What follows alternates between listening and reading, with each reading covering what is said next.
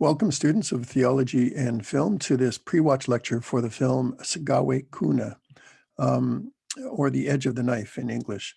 And this is a very, very unique film and part of our series of two films made by Indigenous filmmakers and Indigenous communities. This one is from Haida Gwaii, and Sagawe Kuna is very unique in both how it came to be and in its storyline. So what is Sagawe? What will you be watching? You will be watching the very first feature film ever produced about the Haida people and in the Haida language. Edge of the Knife is not only an award-winning film, but also the result of a long-running community economic and language revitalization project. So it's two things at once. It really grew organically out of the community as part of the community's desire to revitalize the Haida languages, dialects, and also as an economic project. It's a co-production with the Inuit film production company Kingolit, which was formerly Isuma. Isuma you may know from the film Fast Runner, a very well-known and very much lauded film by the same production company. So what will you be watching? The characters show Haida culture, life, and technology pre-settler contact, so the early 1800s. And the movie is fictional, but it deals with traditional themes. And when you're watching the movie, you may not quickly understand what the plot is. So I've put the plot here for you from the Isuma website. On Haida Gwaii in the early 1800s, two friends, Aditsi and his best friend Kwa, and their families set up a seasonal fishing camp along the shoreline. After Aditsi causes the accidental death of Kwa's son, and I'm sorry for the spoiler alert, Aditsi flees into the rainforest, descending into madness and transforming into the Gaksahid, or the wild man. When the families, by the way, this is Aditsi on the left. When the families return in the spring, or the actor playing Aditsi. When the families return in the spring, they discover Aditsi has survived the winter. Can he be rescued and returned to his humanity? Kwa, meanwhile, wrestles with a desire for revenge, while Aditsi struggles to come back to his humanity. The filmmakers were Gwaii Edenshaw and Helen Haig Brown, who is a filmmaker now living on Haida Gwaii, and John France, from Vancouver, was the producer. I had hoped that we might have a chance to speak with them for this class, but it wasn't able to be worked out for this particular time around. All right, what else? Where is Haida Gwaii? Just in case you're not sure where Haida Gwaii is, Haida Gwaii is northwest of Vancouver, up near, this would be up near Alaska, but the Haida Gwaii is off. It's an archipelago of islands in the northern Pacific Ocean. At the time of filming, there were only 20 fluent native speakers of Haida left, and the community, in its discussions with various groups, wanted to keep its young people from having to move for work to Vancouver or elsewhere. It wanted economic development, and it wanted to make sure that the language was preserved as much as possible, and respect for the ancestors and for traditional knowledges. And so the movie came out of all of that in a very organic way, as I said. So the cast: Tyler York, this is Tyler York as Aditsi, William Russ as Kwa, whom you will meet when you watch the film or see, Adiana Young as Halaya, and it's presented by the Council of the Haida Nation. And the costumes, the clothing, I should say, and the sets are all done in order to try and show and present Haida society in the early 1800s. Local actors were used, and there was a new Haida production company set up. The actors had to learn the language. As it said earlier, there were only 20 remaining Haida speakers before the movie project was begun. And part of the movie making was that there were crests tattooed, which belonged to their real world clans, but then were used in some ways to show the way that the Haida people may have looked in the early 1800s pre-contact. There is a very informative cast blog here that talks about many of the things that went into the making of the movie, and which I just loved going through, and I think you would as well. Now, again, the story of Aditsi's descent. Aditsi is tortured by the guilt and grief of the death of Gas, the little boy. He's drawn by spirit fires. And notice there's symbolism all the way through this movie that's just fantastic. And certainly much to talk about in terms of theology or spirituality or religion in film. Aditya is drawn by spirit fires deeper and deeper into the forest where he transforms after, and it's his guilt that transforms him. He's left behind by the families who leave the summer camp over the winter, and he becomes Gakseid or Gagid, a type, not a very specific individual, who is a wild man or a subhuman in some way. And both he and the father must spend time in the forest. The forest is a very important spiritual place in this movie.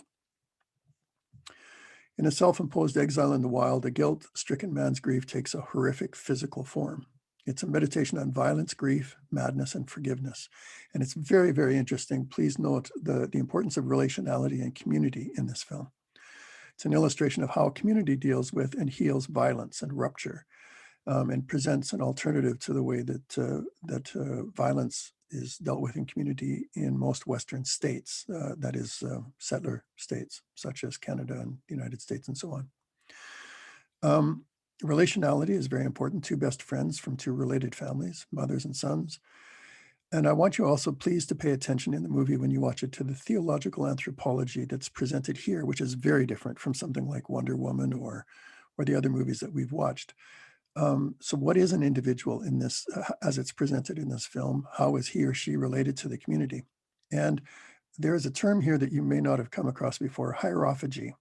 And hierophagy means eating something that moves us between two worlds. So in Alice in Wonderland, she eats a little cake and is transformed. In Spirited Away, the main character must eat something from the spirit world in order to stay in the spirit world. And in Good Omens, there are some partial hierophagy or themes of this as well. And I want you to pay attention here to a modified form of hierophagy, because Aditsi in the forest is moving between two worlds, and it's partly shown by what he eats or doesn't eat. And so please make sure that you take a look for that. Other themes, things to watch for the symbols of the mask. And what does the mask symbolize? The fire, the masked dancer. The masked dancer during the healing ceremony, who does that represent? And at the very beginning. They say, so here's a quote, they say a fire calls you into the forest, but no matter how long you run, you cannot catch the fire, and the spirits take you over, you become wild. So there's an explanation of what happens. The symbolism of the ocean, so important on Haida Gwaii. I wish people could find their voice, says one of the girls to another. It's so sad. That's a wonderful line, because of course it applies to the narrative, the plot of the movie, but also to the whole project of this film, finding their voice and preserving the Haida language in this case. Watch what happens when the old woman near the end of the movie breathes and spits. And it's very, very interesting in terms of what it does to Aditsi. So please keep an eye on that. Various traditions are referred to throughout the film, and I will just let you can pause the video here and take a look at some of these, but do take a look at all of these kinds of things which refer either to traditional knowledges, to traditional ways of eating, being in community, of dressing, and so on. And it's very, very important to notice all of these, because so much care was put into these to show the traditions of Haida society, not only pre-contact, but also, again, going on now. Other things to watch for in the movie in terms of spirituality and traditions, I've given some quotes here. There was a passing comment about Gas. It says, he was just as he was in his last incarnation. Aditsi is rebellious. He pushes his brother down. He doesn't want to throw the halibut bones back into the ocean. He doesn't follow the elders' advice, and so on. There's a sharing of tobacco. There's talk about creation. There's a liturgy, or what I might call a liturgy, but a dance of the wild man controlled by shakers and teased in some way by the old women, who clearly are powerful in the society. There's chanting, which has an effect on the Gakseid. There's a binding and a healing. There's breath and spit and washing. Interestingly, washing. Again, that there is this idea that washing creates something or someone new, and a final scene at the fire, and the role of fire as well. So some questions for discussion. If you would please think about these while you watch the movie. What is hierophagy? I've explained some of it to you, but just note what he eats in the forest. Don't worry so much about that term for now, although it will come back. But for now, just notice what Aditsi eats in the forest and what that says about him. and his path toward or away from humanity. And what is theological anthropology? We have talked about that. Name some instances where the nature of being human is being explored in this movie. What do you notice about Aditzi's posture throughout the film? Notice his posture and how it changes. How might you compare reconciliation and the role of community in forgiveness in this film to other films? So coming from, as it does, from the Haida society, what's the role of reconciliation and of the role of community in reconciling and overcoming violence here as opposed to elsewhere in some of the other movies we've watched? And then what are some of the other cinematic techniques used to mark the transition of Aditzi into a Gaksid and back again throughout the movie? It's a story of redemption and a Haida community reflecting a contemporary story of the very same kind of redemption going on through the making of this film. It's a great film, wonderful film. I hope that you enjoy it, and I'm looking forward to talking about it more with you. Thanks for now, and talk again soon. Bye for now.